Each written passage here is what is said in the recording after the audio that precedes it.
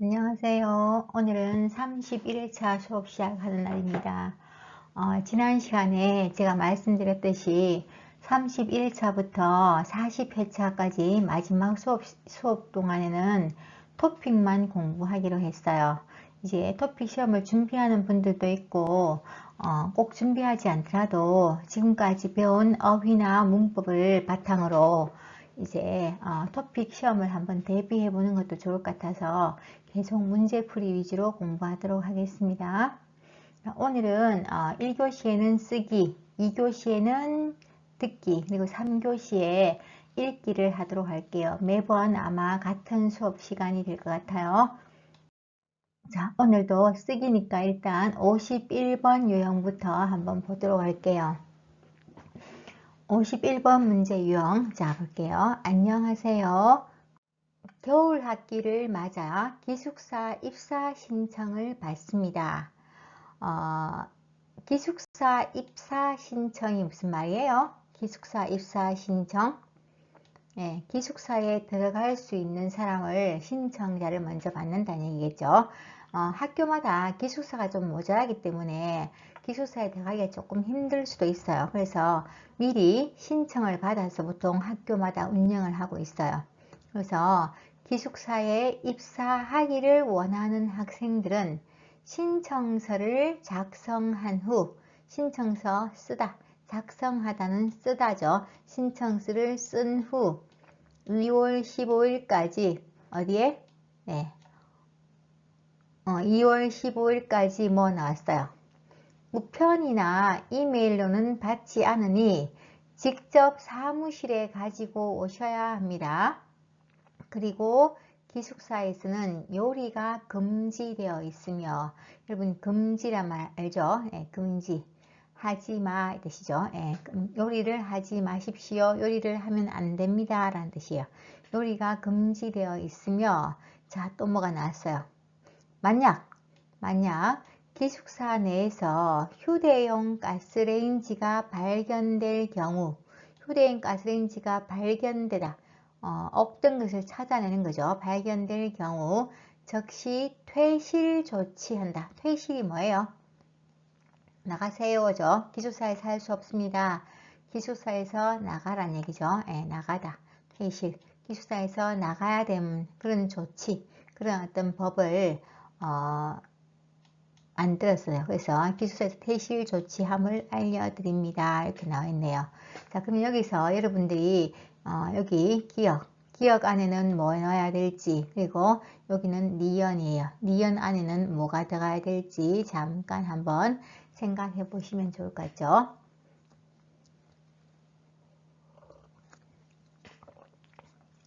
자, 답을 생각했으니까 여러분들이, 자, 51번 문제용이라서 그렇게 어렵지 않다고 항상 얘기했었죠. 그래서 잘만 읽으면 별로 힘들지는 않을 거예요. 다시 한번 읽으면서 한번 볼게요. 안녕하세요. 국제어학원입니다. 지금 보통 대학교에는 국제어학원에서 여러분 같은 외국인들을 수업하는 곳이 국제어학원이에요. 선생님도 김천대하고 구미대에서 수업을 하는데 국제어학원 소속이에요. 거기서 수업을 하게 되거든요. 국제어학원입니다. 겨울 학기를 맞아서 기숙사 입사 신청을 받습니다. 네. 기숙사에 입사하기를 원하는 학생들은 신청서를 작성해요. 써서 2월 15일까지. 자, 뭐 했어요? 근데 뒤에 보면은 우편이나 이메일로는 받지 않으니 직접 사무실에 가지고 오셔야 합니다 했어요. 보통 신청서를 보통 우리 뭐 해요? 여러분도 다문화센터에서 한국어 수업 받으려고 할 때 신청서 쓰죠? 써서 어디에 내요? 다문화센터에 내는 거죠. 그래서 여기도 뭐냐면은 신청서 썼으니까 여기서는 받는 곳은 어디예요? 국제어학원이라고 얘기했었죠. 그래서 2월 15일까지 국제어학원 사무실에 내주시기 바랍니다. 이렇게 돼요. 사무실에 내주시기 바랍니다. 우편이나 이메일로는 받지 않으니까 직접 사무실에 가지고 와야 됩니다. 했어요. 그리고 기숙사에서는 요리가 금지되어 있어요. 이게 밥을 해 먹을 수 없다는 얘기예요. 밥을 해 먹을 수 없기 때문에 자, 뭐 있으면 안 되겠죠. 만약에 금지되어 있다. 근데 만약에 기숙사 내에서 휴대용 가스레인지가 발견되면 즉시 기숙사에서 나가야 됨을 알려드립니다. 이렇게 나왔어요. 요리가 금지되어 있고 뒤에 또 휴대용 가스레인지가 발견되면 안 되니까 무슨 말이에요? 요리를 할 때 쓰는 게 휴대용 가스레인지겠죠. 그래서 요리가 금지되어 있으며 휴대용 가스레인지를 사용할 수 없습니다. 이렇게 쓰면 될 것 같아요. 그죠? 네, 할 수 없습니다. 근데 만약에 사용할 수가 없다고 얘기를 했는데 기숙사 내에서 휴대용 가스레인지가 발견되면 즉시 퇴실, 이제 나가야 된다는 것을 알려준다는 이야기예요. 우리가 예전에 51번 배울 때는 거의 문제의 제목이 있었어요. 제목하고 같은 답을 쓰는 게 많은데 이거 조금 다른 경우죠. 그래서 여러 가지 형태가 있는데 보통은 지금까지 배운 것처럼 하는 게 많은데 혹시 유형이 이렇게 나올 수도 있어요. 그러니까 이런 유형도 여러분이 한번 익혀 놓으시면 좋겠죠. 네, 여러분들이 공부할 때 어떤 문제든지 여러분이 소화를 할 수 있어야 되겠죠. 이제 52번 한번 볼게요. 자, 52번은 항상 51번보다는 조금 더 일단 문장 자체가 조금 더 까다로워요. 그래서 일단 한번 읽어 볼게요. 누군가와 대화할 때 가장 중요한 태도는 자, 뭐예요? 가장 중요한 태도가 뭐입니다. 되죠? 이렇게 대화하면 상대방은 자신의 말에 온전히 집중하고 있다고 생각하고 대화에 적극적으로 참여하게 됩니다. 대화에 적극적으로 참여하는 거죠. 반면이니까 이것이 앞에 나왔던 말하고는 좀 다른 거겠죠. 네, 반면 앞에 나왔던 말은 좀 다르게 자, 뭐 하게 돼요? 왜냐하면 이 문장에 대한 지금 이유가 나와요. 왜냐하면 이 문장까지 있어요. 예. 왜냐하면 눈을 맞추지 않는다는 것은 진실을 말하고 싶지 않다는 의미로 해석되기 때문이다 나왔어요. 항상 우리 문장에서 왜냐하면이 들어가면 뒤에 때문이다가 나오는 게 정상이죠. 예, 왜냐하면 뭐뭐 하기 때문이다 이렇게 나와줘야 돼요. 지금 여기 갈로 안에 들어갈 문제의 이유를 쓴 거예요. 왜냐하면 눈을 맞추지 않는다는 것은 진실을 말하고 싶지 않다는 의미로 해석되기 때문이다. 그래서 함께 일을 진행하는 경우, 함께 어떤 일을 계속 해나가는 경우나 사랑을 고백할 때도 상대방은 그 사람의 말에 믿음을 갖지 못할 가능성이 높다예요. 그래서 사랑을 고백할 때도 사랑해 하는데도 그 사람 말을 믿지 않으면 그건 아무 소용이 없는 거죠. 저 사람이 정말 나를 사랑하는 걸까? 좀 거짓말 같아 라고 생각할 수도 있다는 얘기죠. 이렇게 믿음을 갖지 못할 가능성에 대한 이야기를 하고 있는 거예요. 자, 이렇게 지금 문장이 조금 길게 나왔는데 여러분이 이 문장을 어떻게 해석하고 어떻게 할 수 있을지를 한번 일단 한번 읽고 답을 먼저 한번 달아보세요. 잠깐이라도.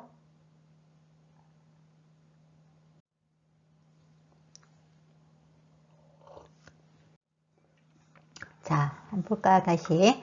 예, 다시 한번 읽으면서 답 한번 볼게요. 누군가와 대화할 때 가장 중요한 태도는 나왔어요. 가장 중요한 태도가 뭔가? 가장 중요한 태도는 뭐다? 이렇게 대화하면 상대방은 자신의 말에 온전히 집중하고 있다고 생각합니다. 그래서 대화에 적극적으로 참여하게 돼요. 대화에 적극적으로 참여하게 됩니다. 근데 반면 일단 여기 앞에까지 기억부터 먼저 한번 볼게요. 기억에 뭐 들어가면 좋을까요? 그렇죠? 예. 누구하고 이야기할 때 가장 중요하게 생각하는 태도가 여러분 뭐예요? 예, 그렇게 하면 상대방이 자신에게 말하는데 온전히 집중한다고 생각하고 있죠. 그럼 어떻게 해야지 그렇게 생각이 들어요? 예, 답은 보세요. 상대방과 눈을 맞추며 이야기하는 것이다요. 상대방과 눈을 맞추면서 이야기해야지 집중을 할 수 있고, 우리가 항상 누구든지 볼 때 항상 제일 먼저 보는 건 눈이에요.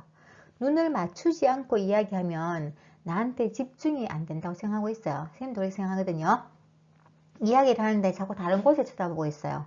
아니면 폰을 보고 있어요. 그러면 집중 안 한다고 생각하죠. 일단 눈을 맞춰야지만이 집중한다고 생각할 수 있는 거거든요. 그래서 생각하고 대화에 적극 참여하게 된다. 반면 나왔어요. 반면은 무슨 말이에요? 반면은 앞의 문장과 반대란 얘기죠. 이게 반면. 그러면 이 문장하고 반대말 뭘까요? 자, 이게 상대방과 눈을 맞추며 이야기하는 것이 집중하고 있는 건데, 밑에 보면 왜냐하면 이유가 나왔어요. 왜냐하면 눈을 맞추지 않는다는 것은 진실을 말하고 싶지 않다는 의미로 해석된다 했거든요. 그러면 어떻게 써야 될까요? 눈을 맞추지 않으면 거짓말을 하고 있다고 생각하는 거예요. 눈 안 마주치면 왠지 사람이 눈을 똑바로 보고 있으면 거짓말 잘 못해요. 그러니까 우리 항상 아이들이 뭔가 거짓말하고 있을 때 엄마 눈 똑바로 보고 이야기해 이렇게 얘기하거든요. 왜냐하면 눈을 바라보면은 거짓말 잘 못하는데 눈을 안 맞추면은 왠지 거짓말을 할 수 있을 것 같아요. 그래서 거짓말을 하고 있는 것 같다고 생각이 돼요. 왜냐하면 눈을 맞추지 않는다는 것은 진실을 말하고 싶지 않다는 의미로 해석되기 때문이겠죠. 그래서 함께 일을 진행하는 경우나 사랑을 고백할 때도 상대방은 그 사람의 말에 믿음을 갖지 못할 가능성이 많다는 이야기입니다. 이렇게 52번 문제를 한번 풀어봤어요. 자, 그러면 이제 53번 문제예요. 선생님이 지난 시간부터 숙제를 쓰는 건 숙제는 여러분이 써서 선생님한테 올려달라고 얘기했어요. 앞으로도 계속 그렇게 나갈 거예요. 여기서 쓰는 시간이 너무 많이 걸리기도 하고 바로바로 쓰는 게 선생님이 한 지금까지 많이 써줬기 때문에 그렇게 여러분들이 이제 써보는 연습이 필요해서 여러분이 써서 올리는 게 좋을 것 같아요. 53번 한번 볼게요. 귀농하는 인구가 급증하고 있어요. 급증이 무슨 말이에요? 급증. 아주 급하게 증가한다. 급하게 증가한다. 급증하고 있다. 있습니다. 귀농은 뭔지 알죠? 예. 도시에서 살다가 농촌으로 돌아와서 농사 짓는 인구, 농촌으로 돌아와서 농사 짓는 인구가, 귀농하는 인구가 급증하고 있습니다. 다음 자료를 참고해서 귀농 인구의 증가 원인이 무엇인가? 첫 번째는 그 귀농 인구의 증가 원인이겠죠. 증가 원인과 연도별 귀농 기구 현황을 설명하는 글을 수락했어요. 200자에서 300자로 씁니다.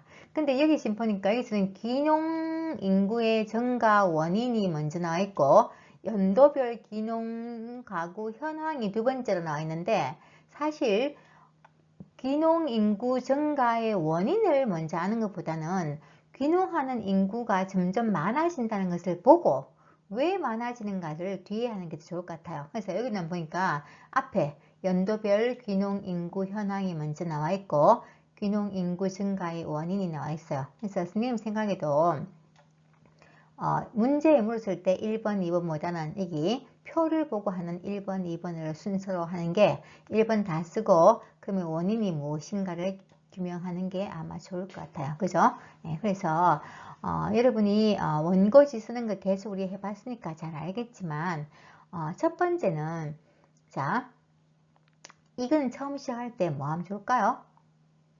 요거는 요 문장을 지금 그대로 인용해도 돼요. 최근 한국 사회는 귀농하는 인구가 급증하고 있다 한대죠. 우리는 있다. 보통 우리가 글을 쓸 때는 씁니다 보다는 그냥 다로, 니다로 보통 하니까 그냥 있다. 최근 한국 사회는 귀농하는 인구가 급증하고 있다. 자료를 보니까 연도별 귀농 가구 현황을 보니까 요거 지금 보여주는 것은 그냥 읽어주는 거예요. 2010년대에는 귀농 인구가 만 가구였던 것이 2013년이 되면서 18,000가구로 급증했어요. 여기서 좀 진짜 급증했죠. 많이 뛰어났어요. 급증했고 다시 2015년에는 22,000가구로 그 폭은 조금 줄었지만 어쨌든 지금 증가하고 있어요. 그래서 2010년도에는 10,000가구였던 것이 2013년도에 18,000가구로 급증하고 다시 2015년도에도 22,000가구로 계속 올라가고 있는 추세이다. 이렇게 쓰면 되겠죠. 네. 그러면 왜 이렇게 귀농하는 인구가 많아졌을까? 계속 지금 증가하고 있죠. 왜 이렇게 귀농하는 인구가 많아졌을까? 귀농 인구의 증가 원인을 보면 첫째, 베이비붐 세대의 은퇴가 증가했기 때문입니다.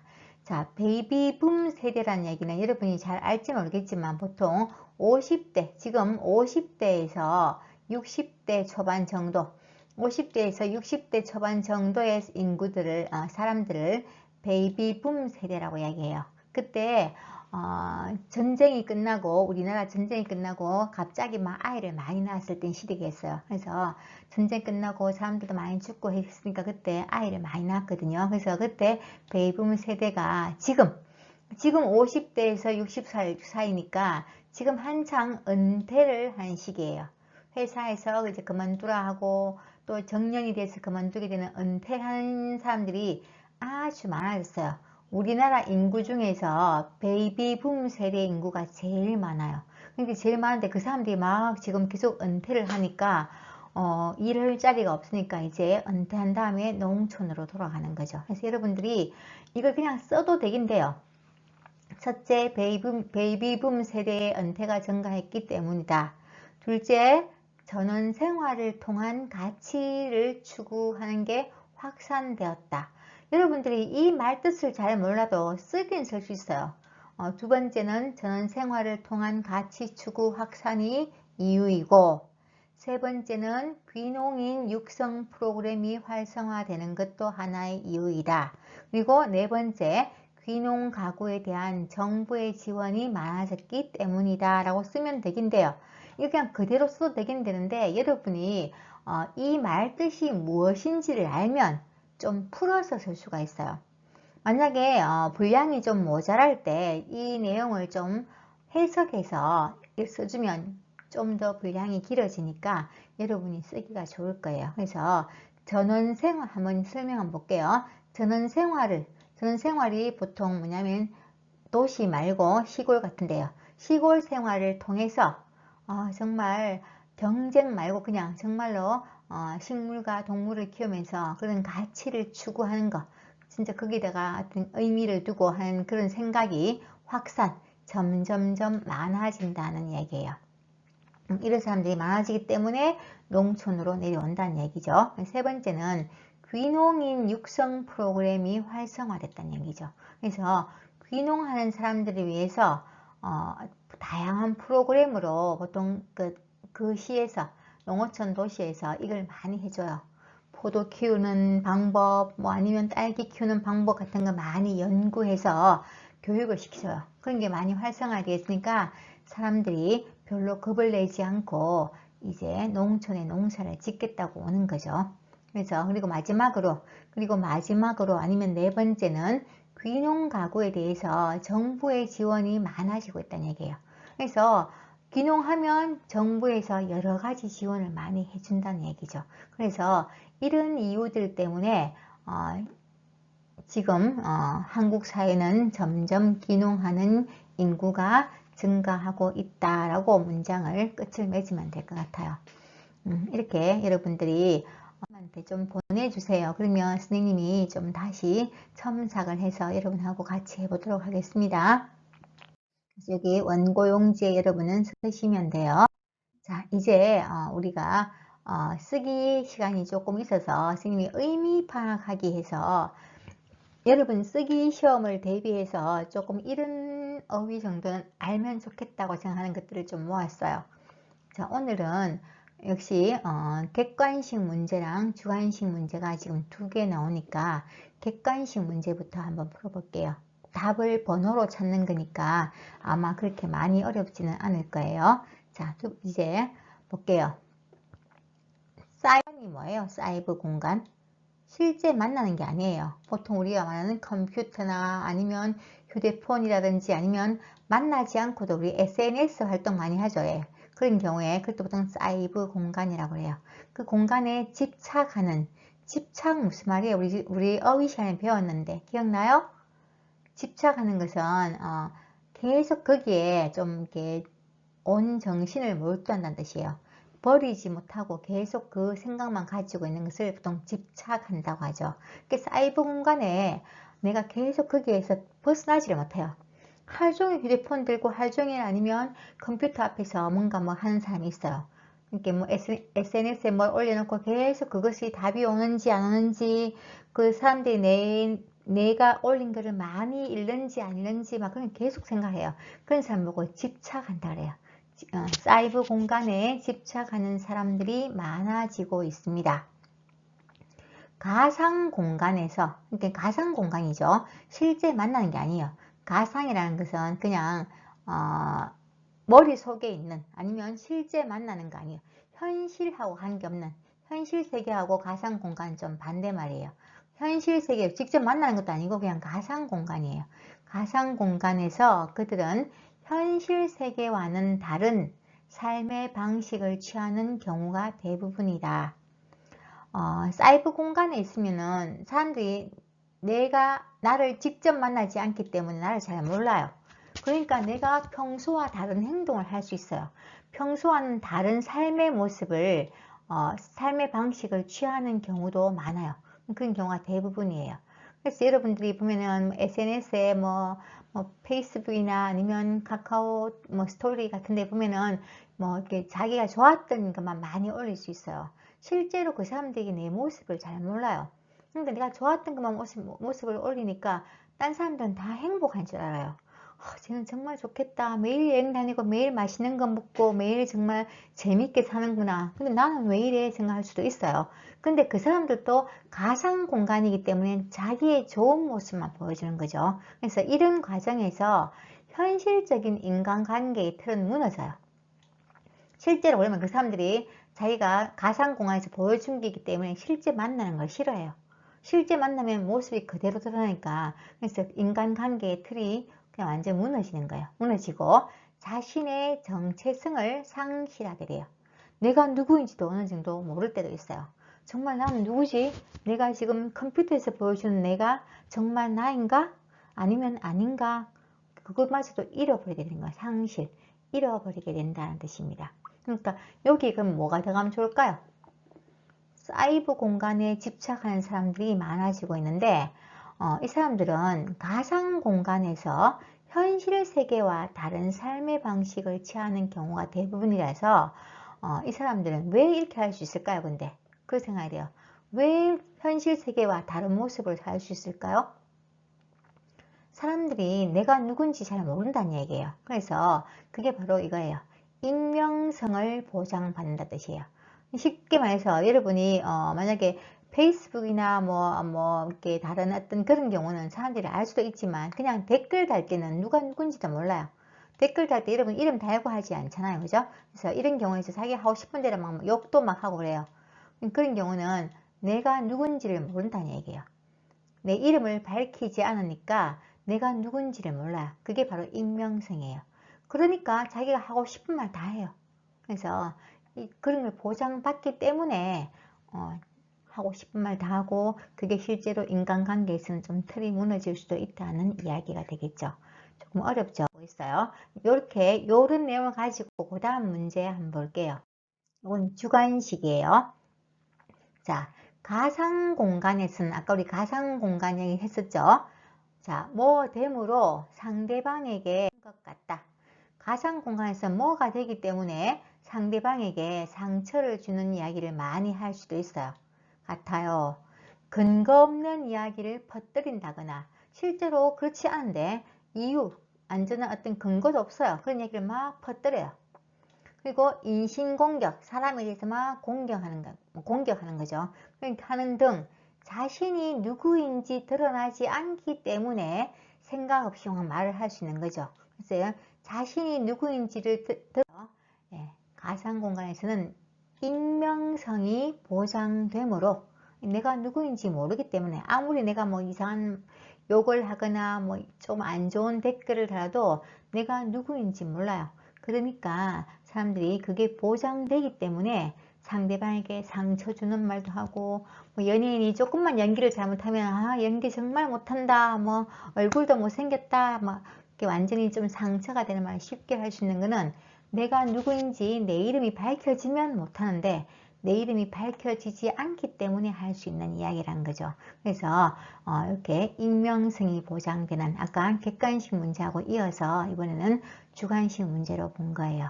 이렇게 해서 우리가 쓰기를 51번, 52번, 53번에 이어서 의미를 파악하면서 중요하게 쓸 수 있는 어휘들 한두 개씩 더 배우고 있는 겁니다. 조금 쉬었다가 2교시 때는 듣기 공부를 하도록 하겠습니다.